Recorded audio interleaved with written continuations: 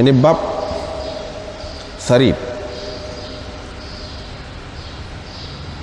Diriwayatkan daripada Abi Musa al-Asy'ari daripada Nabi SAW sabdanya, ramai dari kalangan lelaki telah sempurna, telah ada yang sempurna, tetapi tidak ada yang sempurna dari kalangan perempuan kecuali Maryam bintu Imran dan Asiyah istri Fir'aun. Kelebihan Aisyah daripada perempuan-perempuan yang lain atau berbanding perempuan-perempuan lain seperti kelebihan Tharid berbanding sekalian makanan yang lain, seperti kelebihan Tharid daripada sekalian makanan yang lain. Diriwayatkan daripada Anas daripada Nabi SAW sabdanya, kelebihan Aisyah daripada sekalian perempuan seperti kelebihan Tharid daripada sekalian makanan. Diriwayatkan daripada Anas katanya, saya masuk bersama Nabi SAW ke rumah hambanya yang merupakan tukang jahit. Seorang hamba dia yang merupakan tukang jahit, pandai jahit. Faqaddama ilaihi qas'atan fiha tharid. Hambanya itu menghidangkan kepada Nabi SAW satu talam yang mana terdapat di dalamnya satu talam yang berisi tharid. Qala, kata Anas, wa aqbala ala amalihi. Ghulam itu terus mengerjakan pekerjaannya. Yani ghulam itu meneruskan kerjanya. Qala, kata Anas, faja'ala Nabi SAW yatatabba'u ad-dubba'. Maka Nabi SAW pun mencari-cari dubba', yani buah labu. Qala, kata Anas, saya pun cari dubba' itu, labu itu, dan letakkan di hadapan dia. Semenjak itu saya terus suka yakni kepada buah labu itu. Semenjak itu saya terus suka kepada buah labu, yakni suka makan. Ini bab kambing atau biri-biri masmutah yang dipanggang, yakni dengan rempah ratus, wal katif, dan kaki binatang. Katif ni bahagian paha dia. Wal jam, dan lambung binatang, yang ni makan tulang rusuk, tulang paha. Diriwayatkan daripada Qatadah katanya, kami selalu datang, kami kunna na'ti Anas bin Malik, kami pernah pergilah bertemu dengan Anas bin Malik. Pada ketika itunya tukang buat roti dia sedang berdiri. Qala, kata Anas, makanlah.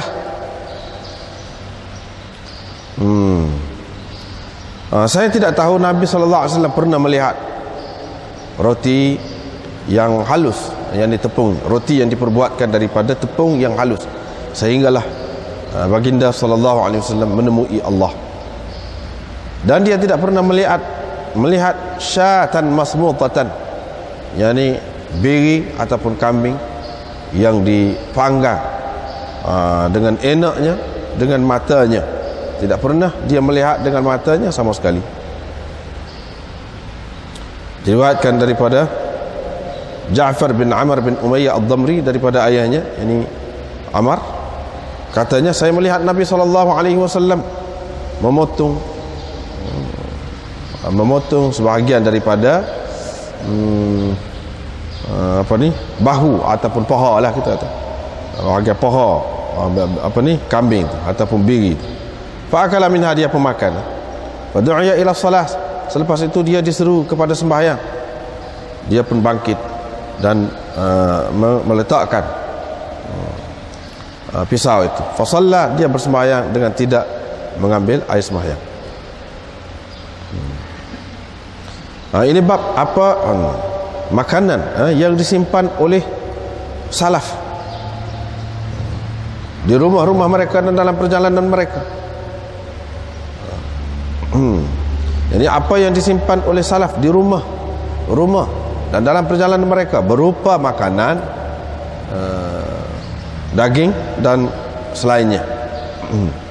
Kata Aisyah dan Asma, dua anak perempuan Abu Bakar As-Siddiq radhiyallahu anhu, kami telah menyediakan untuk Nabi SAW dan Abu Bakar suprah, yang ini satu bekas makanan.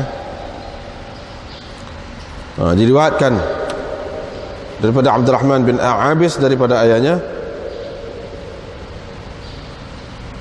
kata dia, saya berkata kepada Aisyah, adakah Nabi SAW melarang daripada dimakan daging-daging kurban itu lebih daripada 3 hari? Kata Aisyah, tidak dilakukan oleh Nabi SAW begitu kecuali dalam 1 tahun sahaja, ketika mana orang ramai kelaparan pada tahun itu. Jadi Nabi SAW mahu supaya orang kaya memberi makan kepada orang yang susah. Ataupun kita baca fa arada an yat'amal ghaniyyu wal faqiru, boleh juga gitu. Jadi Nabi SAW mahu supaya orang kaya dan orang susah dapat makan. Sesungguhnya kami mengangkat, yakni kami menyimpan kaki binatang itu dan kami makan selepas daripada 15 hari daripada kurban, hari kurban. Ditanya orang, matarrakum ilaih, apakah yang mendorong kamu terpaksa menyimpan begitu selama itu? Fadhahikat, dia suka. Dia berkata, keluarga Muhammad tidak pernah kenyang kerana makan roti daripada gandum halus yang siap berlauk selama 3 hari, sehinggalah Nabi SAW menemui Allah Azza wa Jalla. Diriwayatkan daripada Jabir, katanya kami berbekalkan daging kurban di zaman Nabi SAW ke Madinah, yakni dalam menuju ke Madinah. Ibnu Jurayj berkata, saya berkata kepada Atha, adakah dia berkata sehingga kami datang ke Madinah? Dia kata tidak. Ini bab hais, bab tentang hais. Diriwayatkan daripada Anas bin Malik, dia berkata Nabi Rasulullah SAW berkata kepada Abi Talhah, carilah seorang budak dari kalangan kamu yang dapat berkhidmat kepada saya. Abu Talhah pun bawa saya keluar dan dia letak saya di belakang dia lah, dalam naik kenderaan itu. Fakuntu akhdumu, yang digendong saya lah. Fakuntu akhdumu Rasulullah sallallahu alaihi wasallam kullama nazal. Jadi saya berkhidmat kepada Rasulullah sallallahu alaihi wasallam di mana Nabi sallallahu alaihi wasallam singgah. Fakuntu asma'uhu, saya selalu dengar dia banyak sekali doa ni. Dia membanyakkan doa ini, iaitu Allahumma inni a'udzubika minal hammi wal hazan wal ajzi wal kasal wal bukhli wal jubni wa dhala'id dain wa ghalabatir rijal.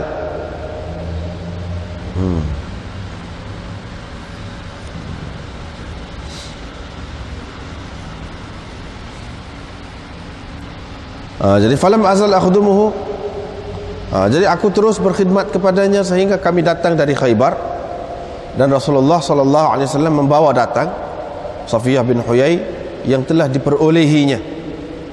Jadi saya nampak dia menutupkan di belakang dia, di bahagian belakang dia, yang di belakang unta dia lah, menutupkan, melingkungkan dengan kain selimut besar, aba'ah ataupun berkisar, lebih kurang begitulah maknanya.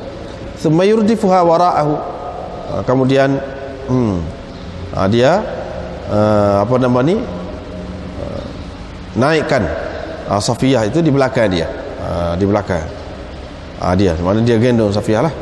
Hatta idza kunna bis sahba, sehingga bila kami sampai di sahba, Nabi SAW membuat hais dalam satu bekas, fi nit'in, dalam satu bekas daripada kulit binatang.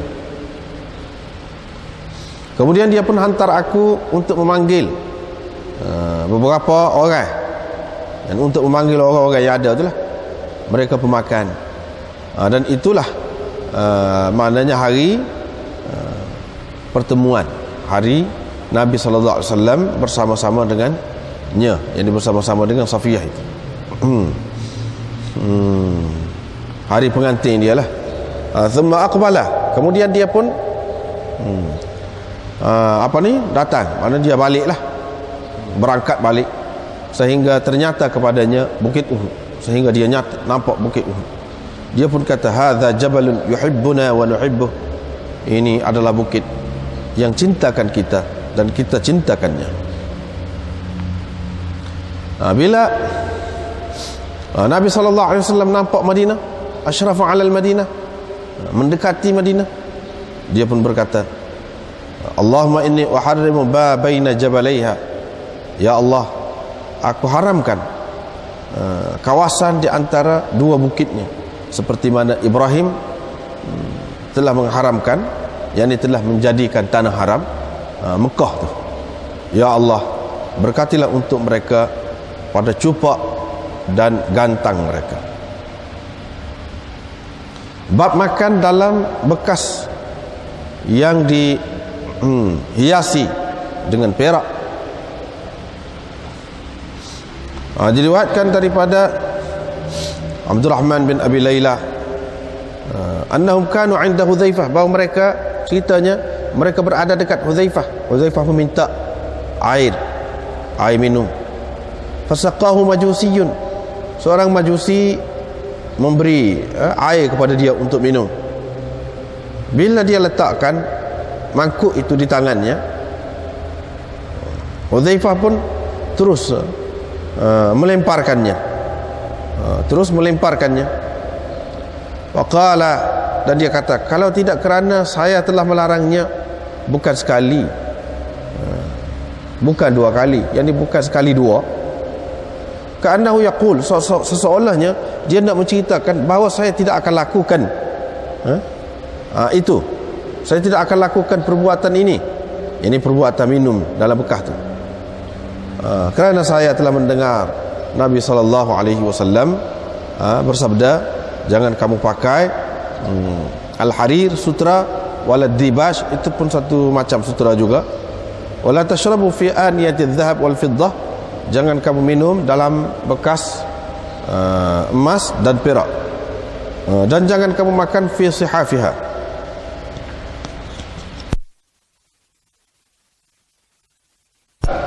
pinggan emas dan perak, kerana emas dan perak itu adalah untuk mereka dalam dunia ini untuk orang kafir. Wa hiya lakum fil akhirah, dan ia untuk kamu di akhirat nanti. Ini bab cerita tentang makanan, ini menyebutkan tentang makanan. Diriwayatkan daripada Abu Musa al-Asy'ari, katanya Rasulullah SAW bersabda, perbandingan orang mukmin yang membaca Al-Quran adalah seperti utrunjah, yakni buah limau yang wangi baunya, rihuha tayyib, wangi baunya dan sedap rasanya. Dan perbandingan orang mukmin yang tidak membaca Al-Quran seperti buah tamar yang tidak ada baunya tetapi rasanya manis. Perbandingan orang munafik yang tidak membaca Al-Quran adalah seperti al-hanzalah, jadam, tidak ada baunya dan rasanya pun pahit. Perbandingan munafik yang membaca Al-Quran adalah seperti ar-raihanah, bunga-bungaan yang baunya wangi tetapi rasanya pahit. Diriwayatkan daripada Anas, daripada Nabi SAW sabdanya, kelebihan Aisyah berbanding perempuan-perempuan yang lain adalah seperti sarid, berbanding sekalian makanan yang lain. Diriwayatkan daripada Abi Hurairah daripada Nabi SAW sabdanya, perjalanan itu adalah satu bentuk azab, semacam siksa juga, semacam kesiksaan juga. Perjalanan menghalang seseorang kamu daripada tidur dan makan, yang dimana seperti biasa. Apabila seseorang itu telah menyelesaikan hajatnya daripada perjalanannya itu, maka hendaklah dia bersegera pulang kepada ahli keluarganya. Baiklah, ini bab sarid. Sarid itu apa? Sarid ialah roti yang diperacur, roti yang dihancurkan, ditumbuk atau diramah kita kata. Lepas pada tu dibubuh di dalam sup, dibubuh di dalam air daging, air daging. Yang ni sup lah, tak kira lah sup itu sup kambing sup lembu sup unta sup apa nama ni, burung pati tak kira lah, sup ayam tapi maknanya itu dibubuh di dalam itulah, gitu. Tu ya sarid tu. Jadi kita nak kata ke dia bubur roti, ikutlah bubur roti. Tapi bubur roti pun lagu tu lah cara buat dia, iaitu peracur roti. Roti tu roti yang agak kering lah, roti kering agak keras tu kita peracur-peracur bubur dalam tu, hirup makan panas-panas sedap.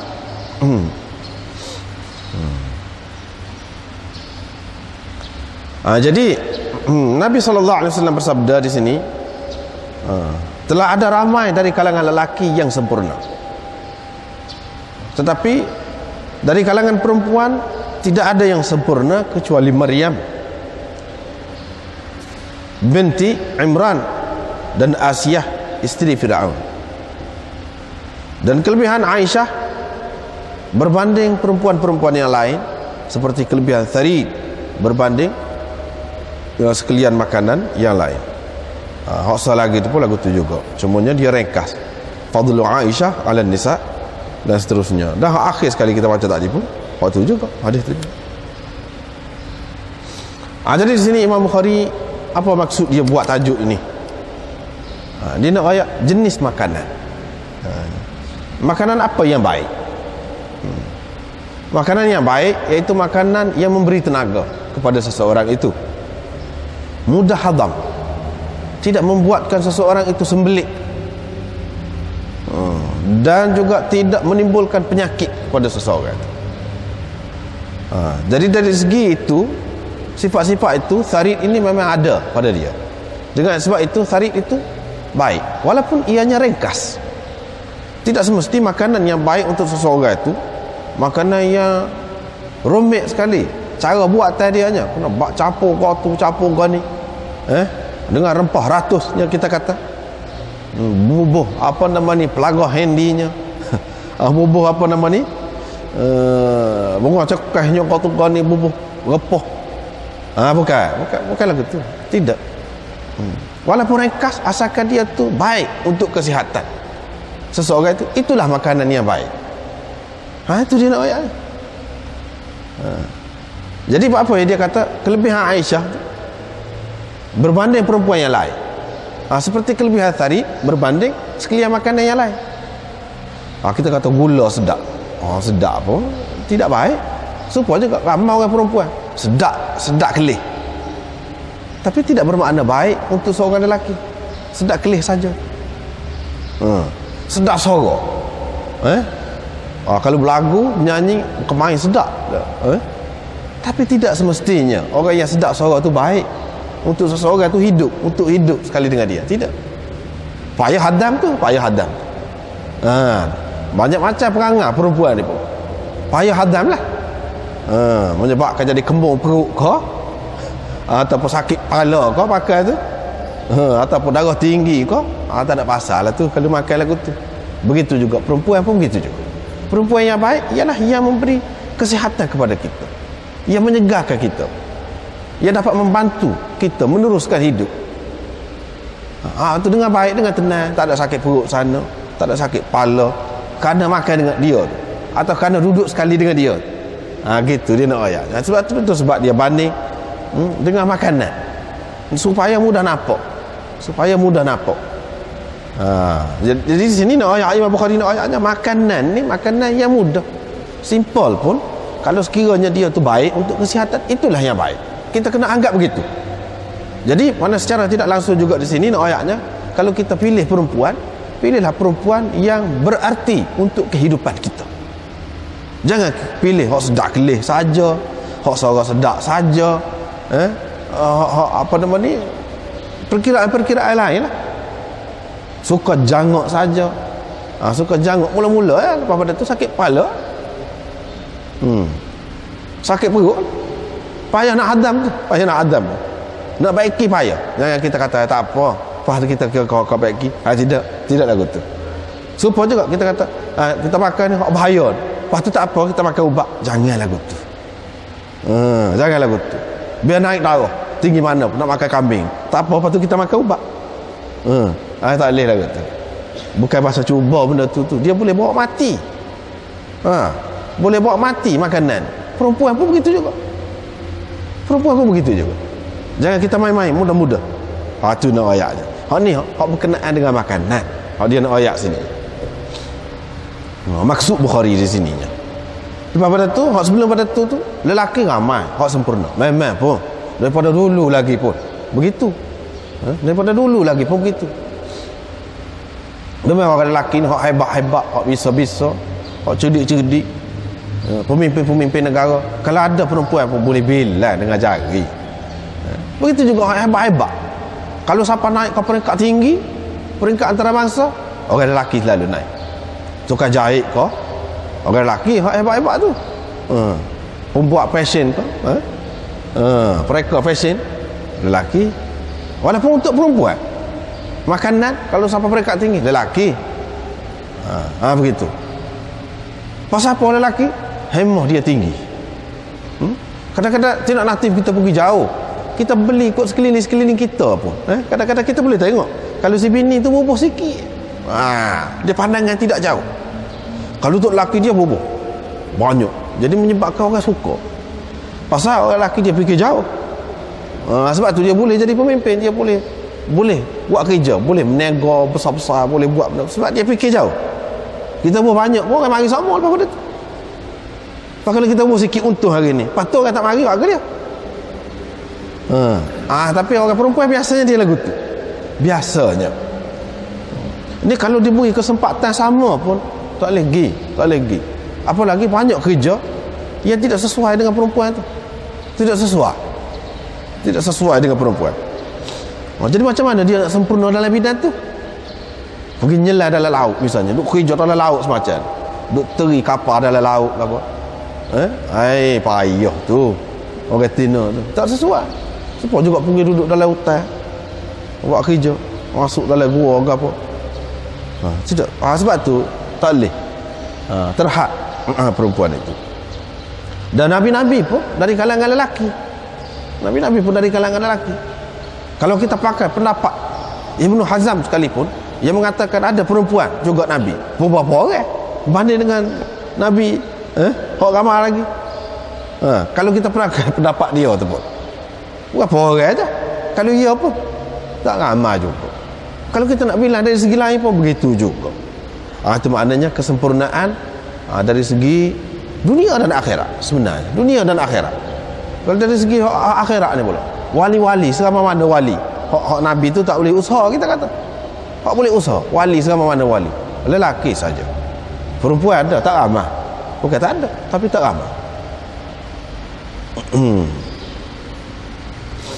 Jadi hak tu dia nak ceritanya.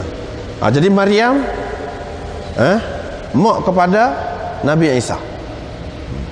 Jadi di sini dia isyarat seorang perempuan tu salah satu punca kelebihan dia, kesempurnaan dia, iaitu apabila dia mempunyai anak yang lebih, anak yang istimewa. Situ duduk dia. Tentu ada peranan dia tu. Seperti Nabi Isa, Allah SWT nak pilih dia tu, dia pilih mak dia dulu. Allah SWT pilih. Kok mana-mana pun dia istimewa lah tu. Jadi pasal dia melahirkan Nabi Isa tu. Kok mana-mana pun. Jadi hak tu lah maknanya jadi kelebihan Maryam itu.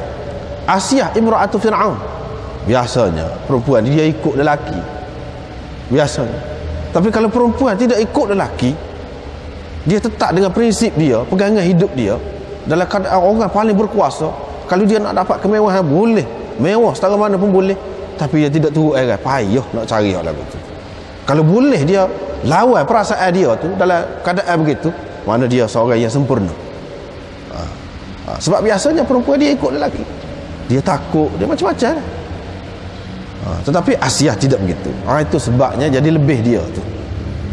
Jadi sini dia mari dari beberapa sudut saja kelebihan tu. Pas kelebihan tu banyak lagi, sudut-sudut lain lagi banyak lagi.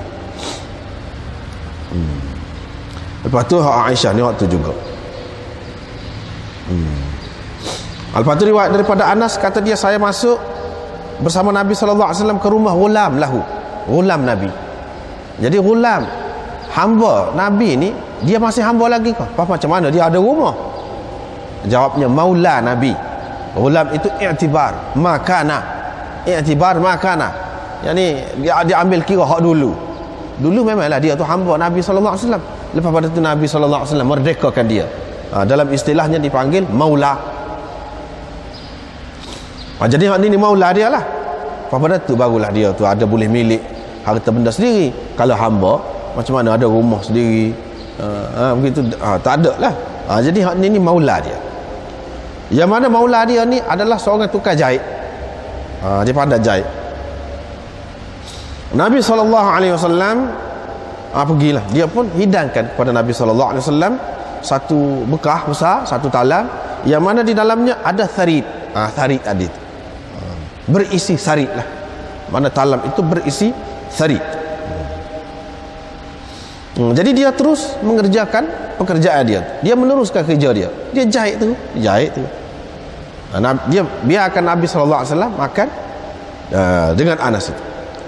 Jadi Nabi SAW duduk cari-cari dubak, duduk cari-cari dubak, yang ni labu. Labu.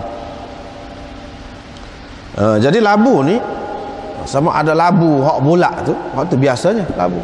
Jadi katakan dubak itu dalam setengah-setengah riwayat disebutkan di sini yaktin. Kalau yaktin labu air maksudnya. Labu air. Jadi kedua-duanya sabit Nabi SAW suka tu. Labu air ni orang buat sayur, kalau tempat kita ni biasanya sayur air lah, dia bubuh kau dia lada benar, bubuh lada benar tu. Sedap kalah makan dengan ikan kering pun jadi tu. Labu air, dan labu itu sangat baik untuk kesihatan. Nabi SAW sangat suka makan tu. Jadi dia duduk cari. Jadi saya pun cari, saya tolong cari, dia letak depan dia, kata Anas. Lepas pada itulah, semenjak itulah maknanya saya suka makan dubak itu. Baiklah. Jadi Anas dengan Nabi SAW pergi ke rumah maula Nabi SAW. Jadi atas jemputan dia lah maknanya panggil makan. Di sini menunjukkan boleh panggil makan tu molek. Ada dalam asalnya, ada dalam sunnahnya. Orang ni panggil makan, pergi makan rumah dia. Nabi SAW pun ada panggil makan sahabat-sahabat dia. Gila-gila begitu maknanya ada benda tu. Lepas pada tu di sini menunjukkan khayyab, tukar jahit. Tukar jahit, pekerjaan bertukar ni, ini satu contoh saja, adalah pekerjaan yang baik. Kalau tidak baik, hasil dia tu Nabi SAW tidak makan. Hak makruh pun Nabi SAW cuba menghindarkan diri dia daripada makan. Apatah lagi kalau hak haram. Mana nak kata haram? Tentu sekali tidak. Nak kata makruh pun kerja tu tidak, bahkan mulia. Jadi mana kita kiranya itu hasil daripada jahitan dia lah, kerja menjahit dia tu. Jadi kerja menjahit itu adalah kerja yang mulia. Begitu juga pekerjaan-pekerjaan yang lain. Pekerjaan-pekerjaan yang lain mulia di sisi Nabi SAW. Jadi dia hidangkan sarit tadi. Sarit tadi, nak ayatnya sarit sini ni. Nak ayatnya sarit. Lepas pada tu bersama dengan sarit tu pula ada pula jenis-jenis sayur seperti tadi tu. Labu. Dan labu tu memang sangat baik lah. InsyaAllah mana untuk kita perincikan lagi tentang bahan-bahan dia tu, khasiat-khasiat dia tu, apabila siapa di tempat dia lah. Dalam kitab Tib, kitab Tib sini begitulah bahagian makan sana. Jadi Nabi SAW cari waktu tu. Jadi makna dia suka kepada makanan-makanan yang baik untuk kesihatan itu. Dan tarik walaupun ringkas, walaupun tidaklah kita kata hebat makanan dia, tapi dia baik untuk kesihatan. Jadi hak itulah sepatutnya dipilih. Sepatutnya dipilih. Tapi keadaan kita ni, dalam masyarakat kita ni tidak gitu. Nak ajak orang tu kan jangan kira lah. Dengan biryaninya, dengan nasi minyaknya, dengan kalau buat nasi minyak acak-acak seminggu tu, dalam seminggu tu tak lama. Jawabnya tak lama lah bertemu dengan penyakit. Terutama tempat kita ni, kalau lah apa nama ni, musim-musim cuti lah, musim-musim bewah, waktu buat jamu ni, buat jamu, banyaklah daging saja jumpa. Sebab itulah mana di antara punca orang kita dia jadi penyakit tu pasal makan tu tidak terkawal. Sedangkan di sini dia nak royak ni, nak royaknya makan tu penting untuk kesihatan. Jadi boleh dikawal kesihatan seseorang tu dengan menjaga makan dia tu.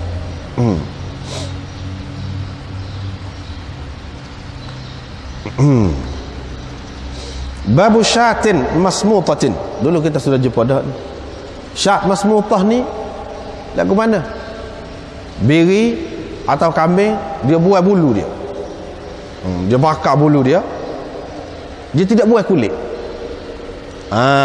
Ini satu cara. Satu cara makan orang Arab. Jadi dia buai kakak dalam tu, panggang. Bakar, celup air panas, lepas tu panggang. Panggang tu sekali dengan kulit-kulit. Tapi biasanya dibuat bukan hak tua, bukan kambing tua, macam kambing muda lah. Jadi hak tu kalau sekali dengan kulit dia tu sedap. Sedap. Lepas tu dia lama tak kira lah, 400 kot luar kot dalam tu. Banyaklah 400 nya. Itu yang dikatakan syat masmutah tu. Dan katif dan jam, jadi makan paha binatang dan makan apa nama ni, tulang rusuk jam itu. Tulang rusuk binatang. Jadi dia nak royak di sini boleh, semua ni boleh makan. Walaupun Nabi SAW tak makan, Anas kata dia tak pernah jumpa, tak pernah tengok, Nabi tak pernah tengok lagu ni buat tadi. Tetapi Anas sendiri menghidangkan. Tu nak royak. Di sini.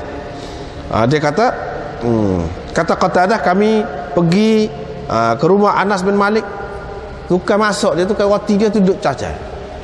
Anas dia tunggu. Tunggu nak nambah lah, nak nambah. Panah-panah tu sedap lah. Kalau nampak Nabi bui, pola. Nampak Nabi bui. Gitu. Jadi tukang masak tu duduk cacat. Dia kata, makanlah. Ni Anas jamu ni. Anas jamu, makan. Tapi dia kata, saya tidak tahu Nabi SAW ni tengok roti halus tu. Tapi dia hidang roti halus tu, roti tepung halus tu. Dia hidang hari tu, dia buat jamuan hari tu roti halus. Makna tepung halus. Cuma dia royak Nabi SAW, dia ingat pada Nabi SAW. Dulu tak pernah jumpa ni, tak pernah tengok ni roti daripada tepung halus ni sampai mati. Ni syat masmutah ni pun dengan mata kepala dia tak tengok. Sehingga Nabi SAW mati, sama sekali dia tak pernah tengok. Lepas tu Anas ni duduk jamu, saya duduk jamu waktu lah.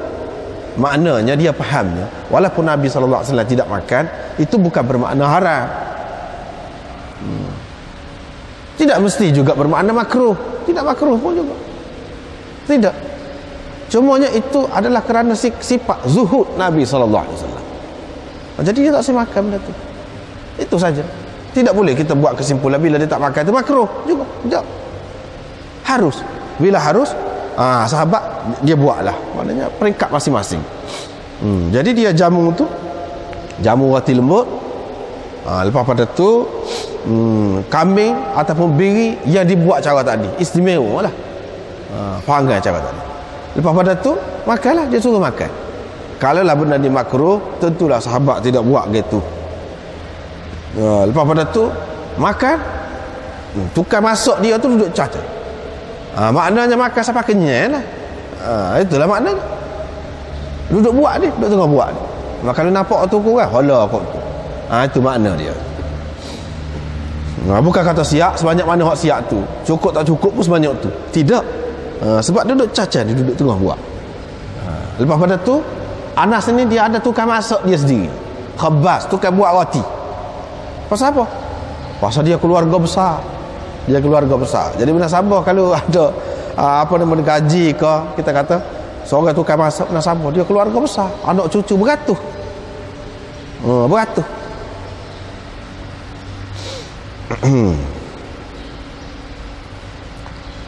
Jadi begitulah. Di sini nak ayat makan lagu ni boleh juga. Walaupun Nabi SAW tidak makan, tapi itu tidak bermakna benda tu haram ataupun makruh. Tidak. Daripada perbuatan sahabat ini menunjukkan harus. Boleh juga makan begitu. Nabi SAW tak makan sikit apa. Mana untuk seseorang itu hidup, untuk dia sihat, untuk dia boleh bekerja dengan sehabis tenaga dia, tidak nanti makan benda-benda sedap gitu sebenarnya dalam hidup ni. Untuk nak kerja. Tidak boleh jadi alasan abang kata batal tak makan biryani, tak ada idea nak kerja.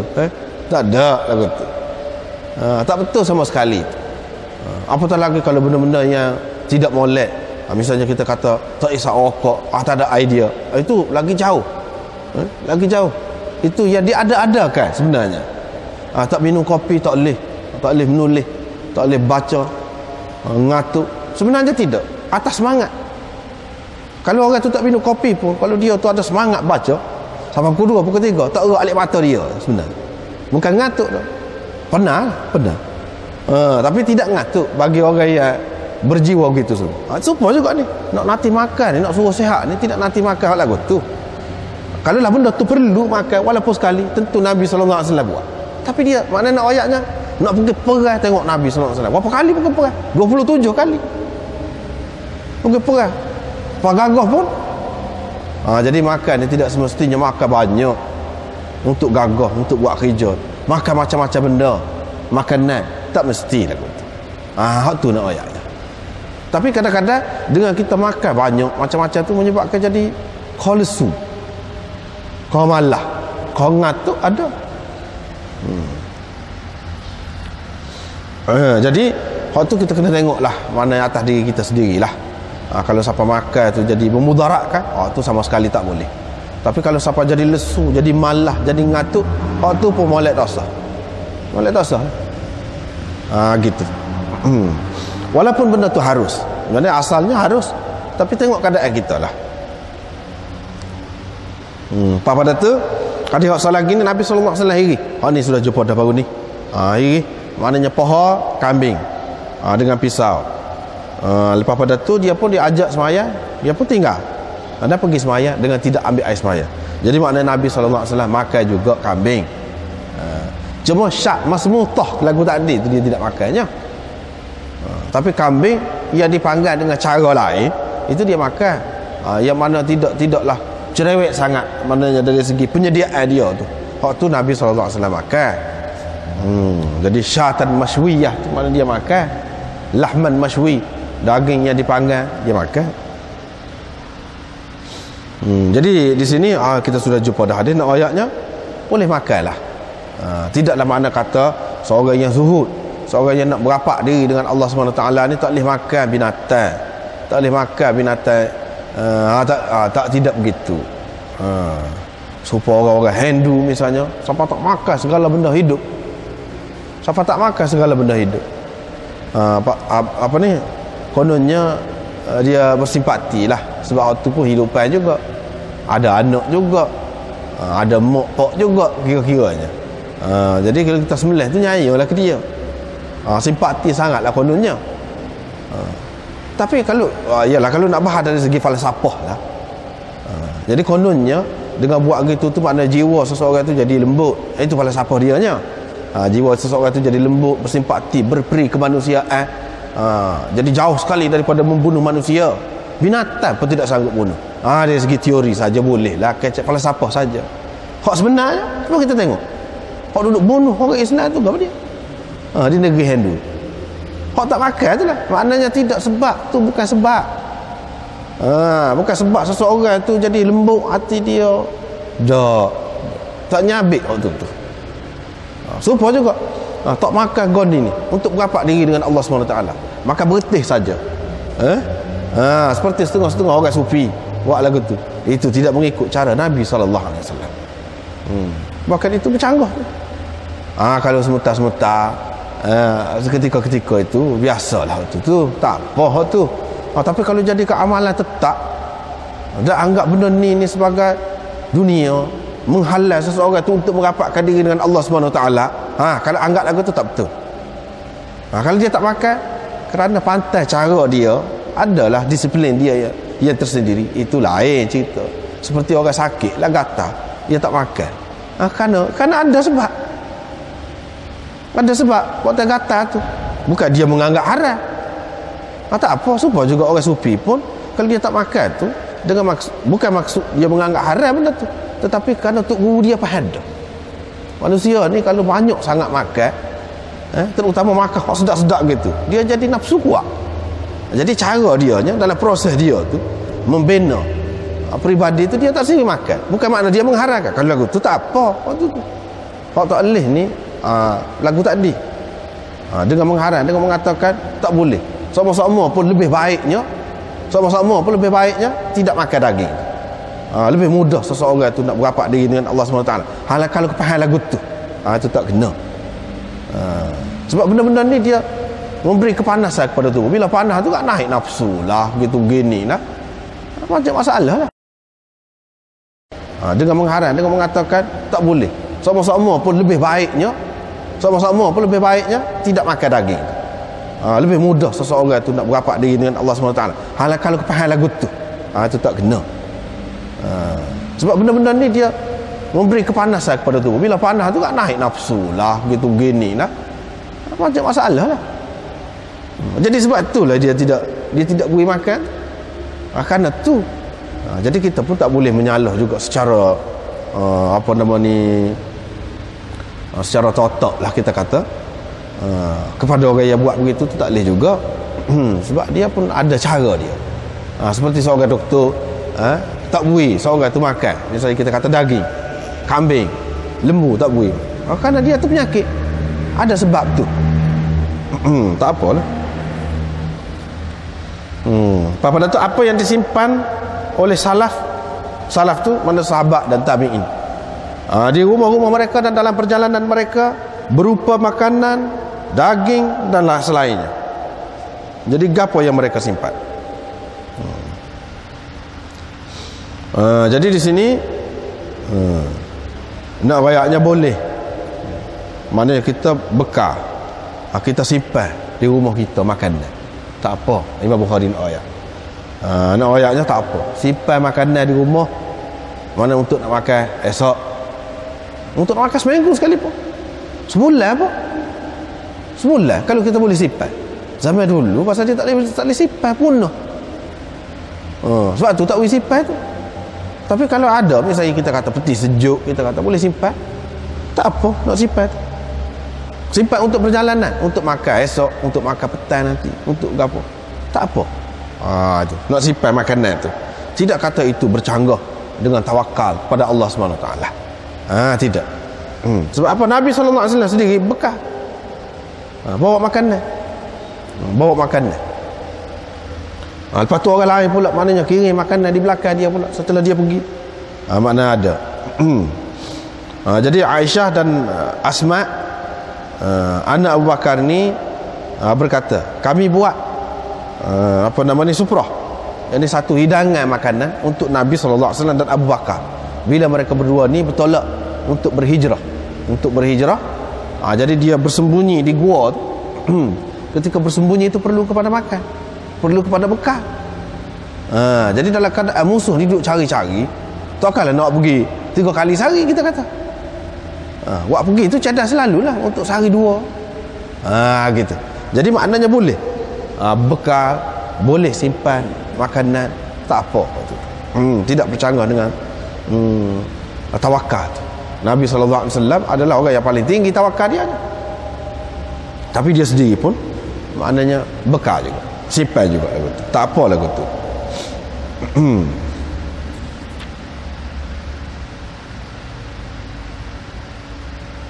Dan kita kena guna sebab-sebab yang zahir.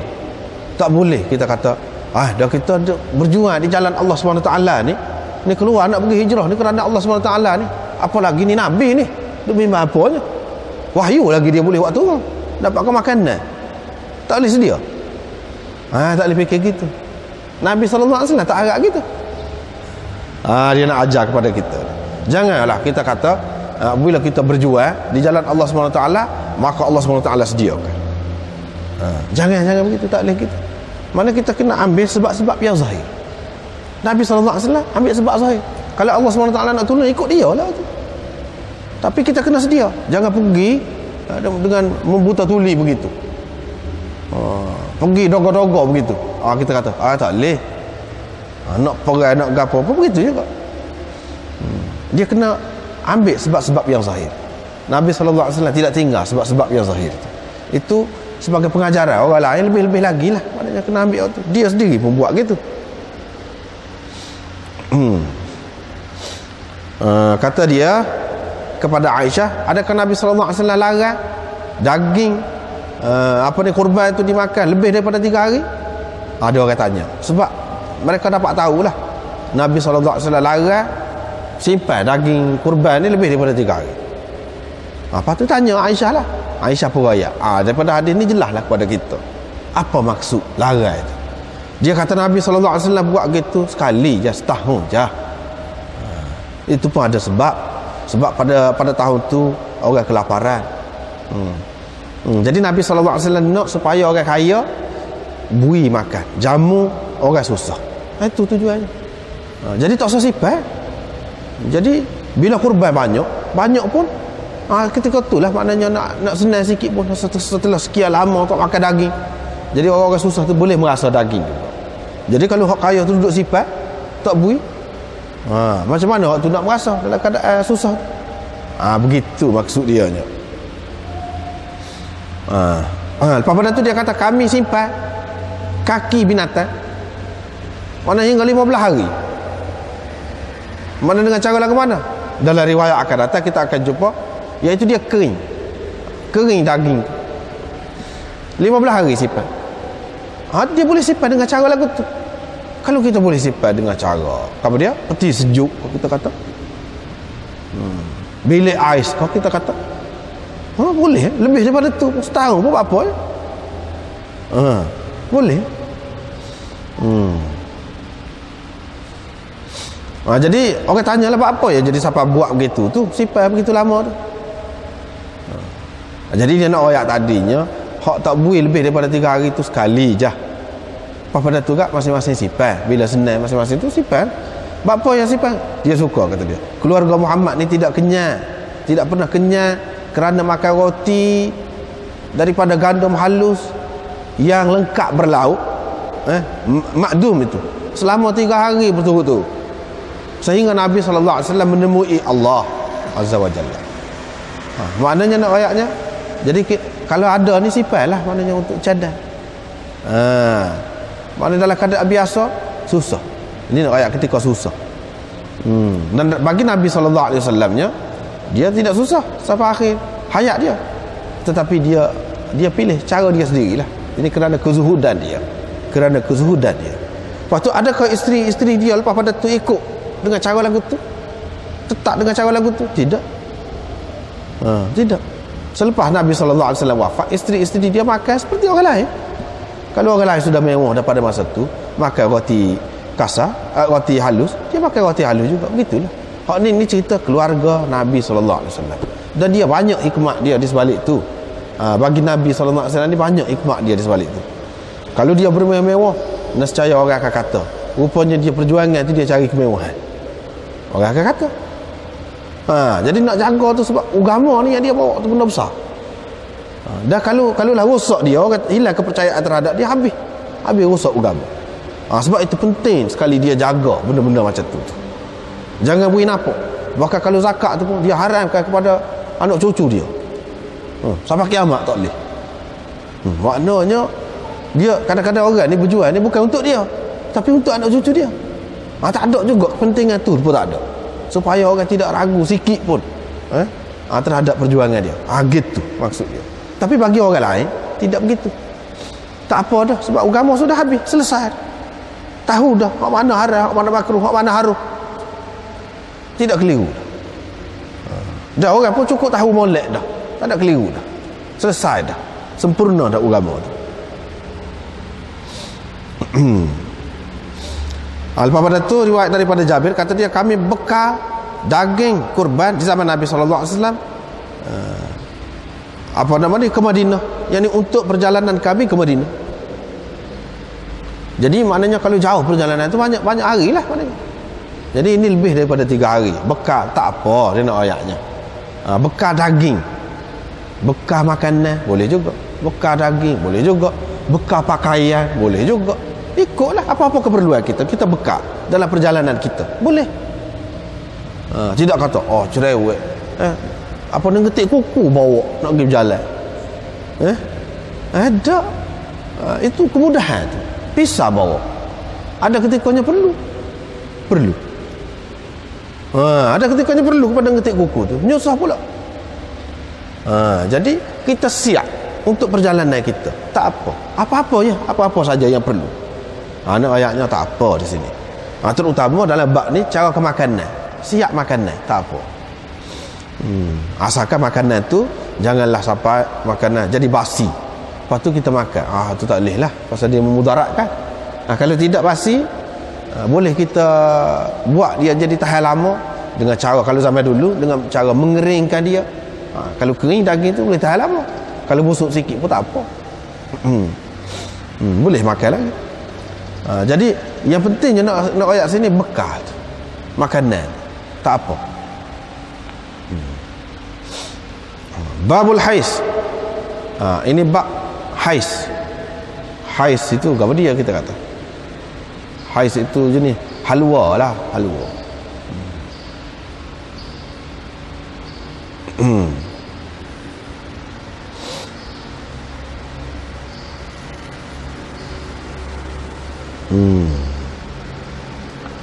Di sini dalam hasyiah kita ni dia ada juga tulis. Dalam hasyiah kita nombor berapa? Di baris yang ketiga daripada bawah. Baris yang ketiga daripada bawah. Hais bi fathil muhmalah. Hais bukan his. Huwa ma yuttakhadh min at-tamri wal aqid was samni.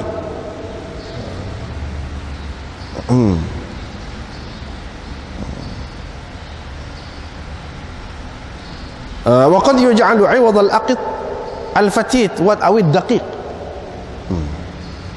Iaitu sejenis makanan halwa yang dibuat daripada tahap campuran buah tamar. Tu bahan dia.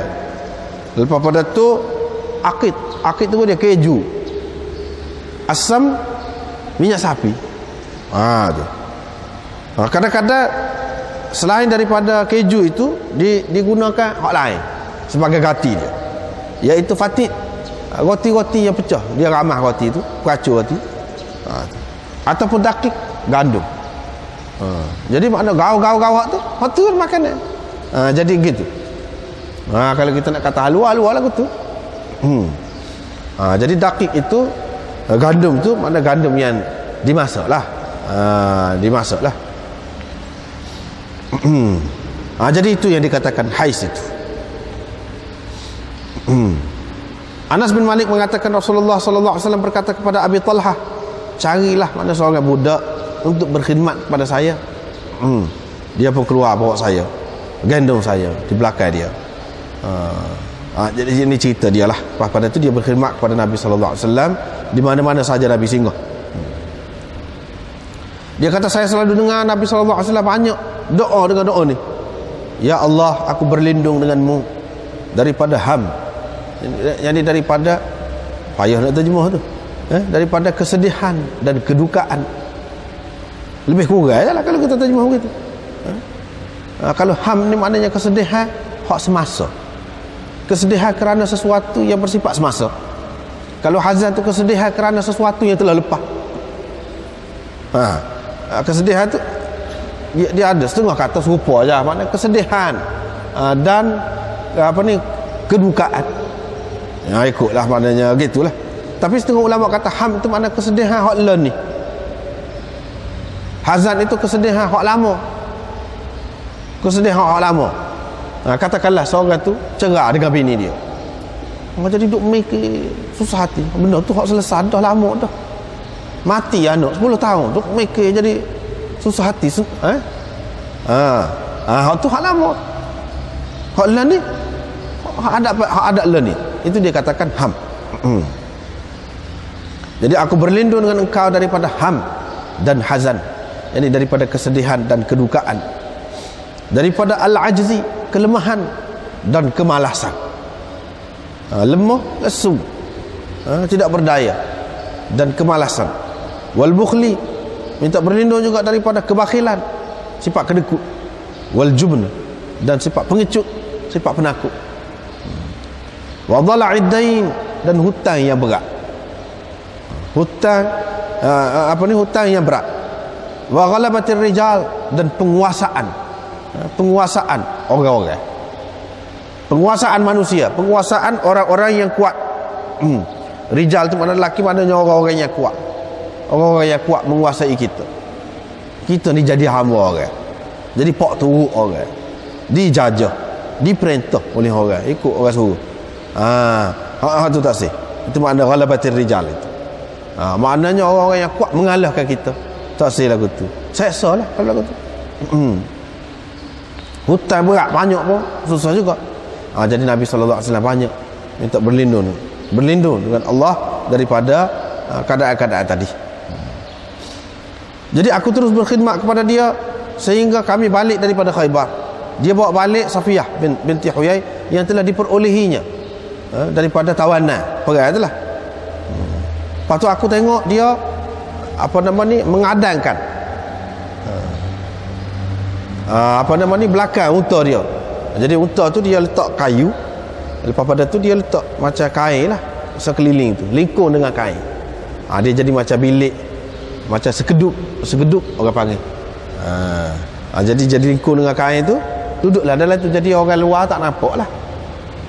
Orang luar tak nampak lah. Kalau salah selok kau gapo kau tak apalah, maknanya dalam keadaan terpelihara begitu.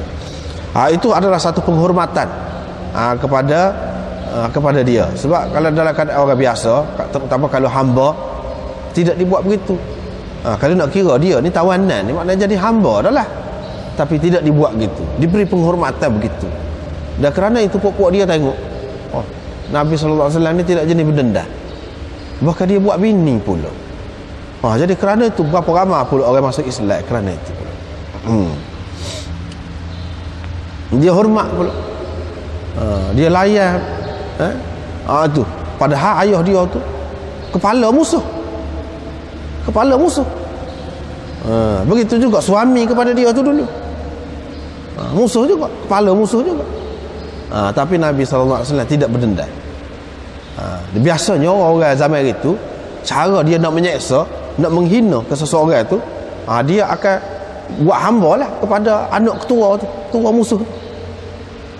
Ataupun bekas bini musuh tu, dia akan buat hamba lah, dia akan seksa macam-macam lah. Kalau perempuan, jadi misalnya dilepaskan tentera di kalangan dia, supaya kita kata merogol perempuan itu, macam-macam lah caranya. Tetapi Nabi SAW tidak buat gitu. Jadi hak situ pokok dia kalah mikir tu. Dari segi moralnya tinggi orang kata. Jadi Nabi SAW tidak buat benda-benda yang seumpama itu, bahkan dia hormatkan. Dalam setengah riwayat dikatakan bahawa Nabi SAW duduk, lepas tu isteri dia jijak di atas lutut dia, naik atas unta. Situ kalah pokok dia. Begitu sekali. Ni seorang ketua ni lagu ni tidak pernah orang dia buat lagu ni. Raja-raja mana-mana, pemimpin mana-mana buat lagu ni kepada anak musuh dia, ketua musuh dia. Jadi lepas pada tu masuk Islam. Ramai mana masuk Islam.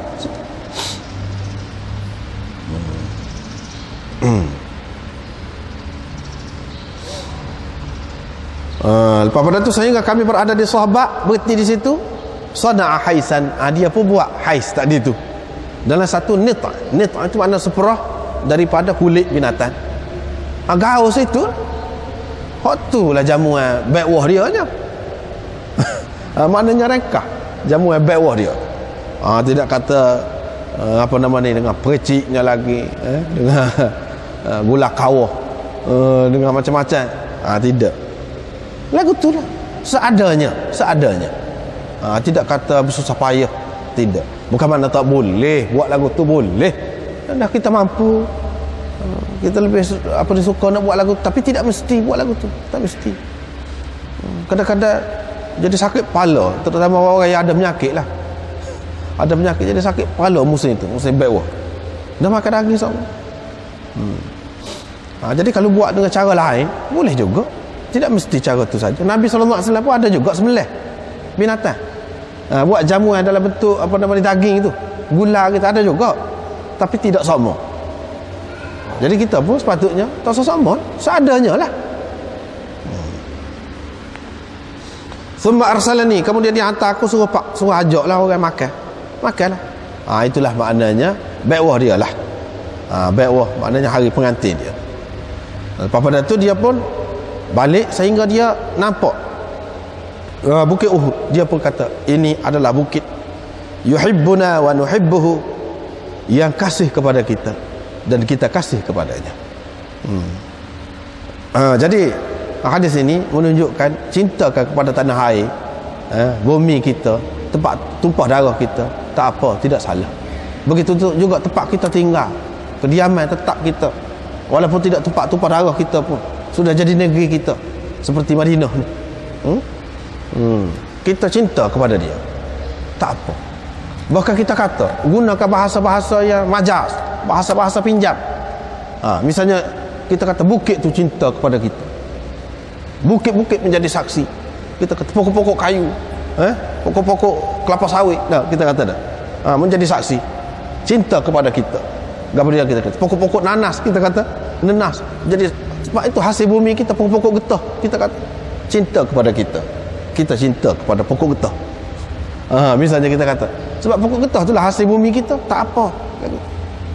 Kita gunakan bahasa-bahasa begitu, tak apa, tidak salah.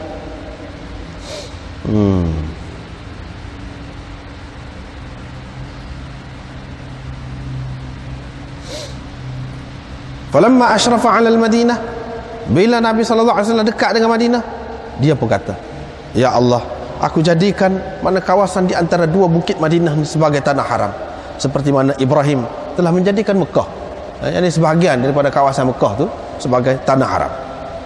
Ya Allah, berkatilah untuk mereka pada mut mereka, jadi pada cupak mereka dan pada gantang mereka. Jadi Nabi SAW doakan supaya diberkati. Sebab itulah siapa kelon ni pun memang berkat hasil dia tu. Kalau makan mudah kenyang, makan sikit pun mudah kenyang. Dulu tempat penyakit situ. Puak-puak Arab apa ni, Quraisy ni, nanti tengoklah. Dia kata puak-puak ni kena penyakit ni Madinah. Sebab Madinah tu tempat wabak. Bila Nabi SAW pergi sana, dia doa hilang wabak. Itu di antara keberkatannya, hasil keberkatan doa Nabi SAW. Lepas tu makan minum dia, air apa kalau minum apa tu mudah kenyang. Bila dahaga tahan lama, itu kelebihan dia. Ini berkat doa Nabi SAW.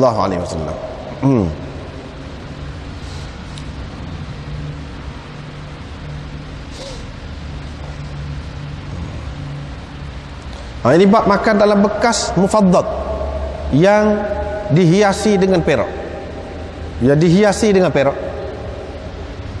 Jadi Imam Bukhari nak ayat lagu mana? Nak ayat benda ni, dia tidak ayat hukum. Cuma daripada hadisnya Hudzaifah mana tak sih? Tahu pekong, kita kata bekas tadi tu. Apa nama ni? Mangkuk tu. Pasal apa? Dia kata kalau sejak sabit saya royak dah, larai dah dia. Bukan sekali dua, banyak kali. Hari semacam hak ni maknanya. Jadi Majusi tu boleh jadi hamba dia lah kiranya. Buat mari semacam tak cakap faham. Jadi dia marah lah. Royak dah kan? Saya tak say guna hak tu. Jadi boleh jadi dia sebelum pada tu dia tidak royak, dia royak taksir gitu je, taksir guna hak tu. Jadi mengikut setengah-setengah ulamanya, kalau dihiasi saja masih boleh lagi. Cumanya hak syarat dia nya pelik-pelik lah syarat tu. Ada yang mengatakan tak apalah secara umum gitu, sebab dia bukan semuanya daripada perak bekas tu. Sebahagian bunga dia saja kah misalnya kita kata dibuat daripada perak, ditepek di perak. Jadi dia kata, setengah-setengah ulama kata boleh syaratnya bahagian perak jangan kena mulut dia, jangan kena tangan dia. Jadi peganglah ke mana kita ikutlah pegang syaratnya. Susah lah, dah susah gak tak susah lah, payah-payah gak. Dia nak pergi situ, nak pergi susah tu, tapi dia nak kata haram secara mutlak. Tidak juga. Jadi hak Huzaifah ni maknanya hak ni, ini dari segi hak dia, pendapat dia. Tapi pendapat orang lain ada lagi yang mengatakan kalau sekadar tu tak apa, cuma waruk dia, suhuk dia lah, tak say lagu tu. Tetapi kalau bekas tu semua sekali perak ataupun emas, tu semua sepakat tak boleh dah hak tu. Kalau semuanya daripada perak atau daripada emas, hak tu semua tak boleh. Bukan lelaki saja tak boleh, perempuan pun tak boleh. Kalau pakaian perhiasan perempuan tak apa, emas tu. Tapi kalau bekas tak boleh, walaupun perempuan pun nak guna tak boleh. Jadi itu dah. Imam Bukhari nak ayat di sini masalah bekas pula. Makan tadi, makan kadang-kadang orang bubur dalam bekas, setengah makanan tu tak apalah, tak ada bekas apa. Tapi setengah makanan dia bubur dalam bekas. Bekas tu pula kita nak guna bekas lagu mana? Adakah semua bekas boleh? Dia nak ayat tu. Tidak semua bekas dibolehkan untuk kita orang Islam ni. Dia kata, saya mendengar Nabi SAW bersabda, jangan kamu pakai sutra, harir, walad dibas. Ini pun satu macam sutra juga. Jadi sutra dalam apa bentuk sekalipun, sutra nama gapo sekalipun. Wala tashrabu, jangan kamu minum dalam bekas emas dan perak. Jadi hak jelasnya bekas tu semua sekali emas dan perak. Tapi kalau mufaddad atau muzahab, yang dihiasi dengan zahab, emas, hak tu masih khilaf.